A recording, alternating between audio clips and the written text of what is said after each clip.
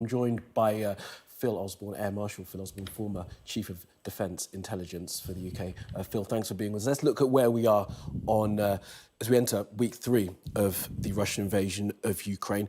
What's it looking like on the ground? We'll take a look at this wide map of the situation. So I think if we step back just for a moment, remember this is not where Russia planned to be. Day 2, day 3, they expected decapitation, take Kyiv, replace the government, start to build a land bridge between Crimea and Luhansk, Donetsk.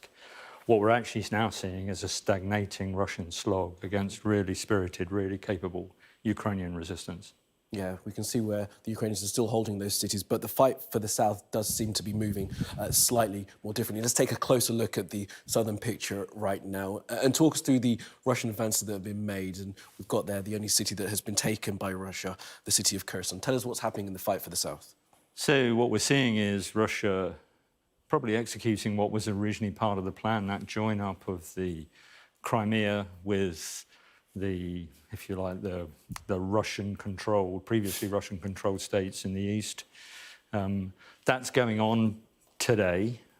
More success in the south and the north, but not nearly as successful as the Russians would hope to be. If we look to the west, we can see Russia almost certainly trying to take Odesa, to cut off Ukraine from the Black Sea, which will have a pretty significant economic impact from a Ukrainian, but also from a global perspective. And then coming right to join up with forces around Donetsk and Luhansk.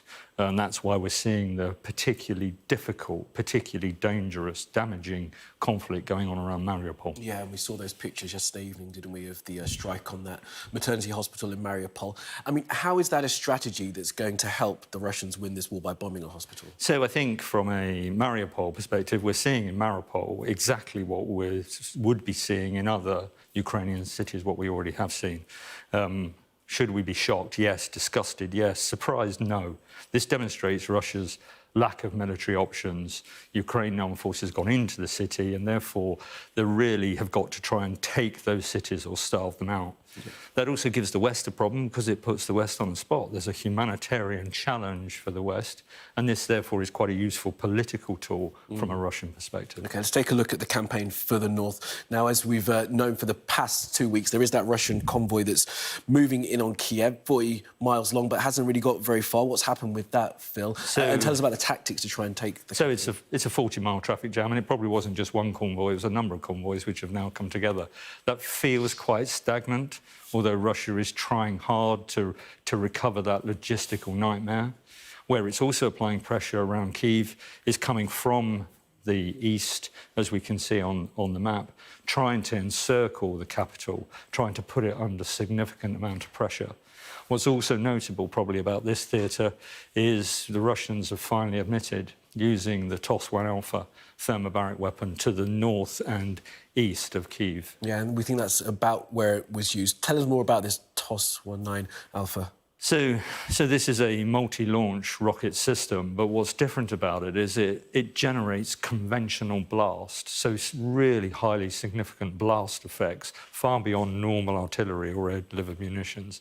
If you like, it's a conventional weapon of mass destruction.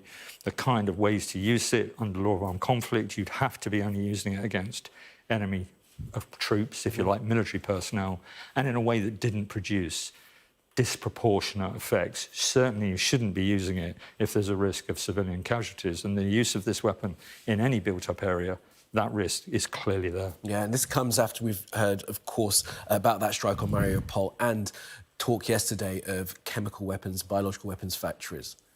So the risk of escalation is always going to be there. We've seen a Russian narrative preparing the ground for potential use of chemical weapons, talking about the US and Ukraine having chemical weapons facilities in Ukraine. I think we can put no credence on that at all. But what that does is that starts to introduce some level of unbalance to an already difficult narrative from a Western point of view. It also gives the Russians cover to use chemical weapons in that dreadful circumstance that they think it's the only option available to them. OK, Air Marshal Phil Osborn, thank you very much for that. More from you throughout the day. Thank you.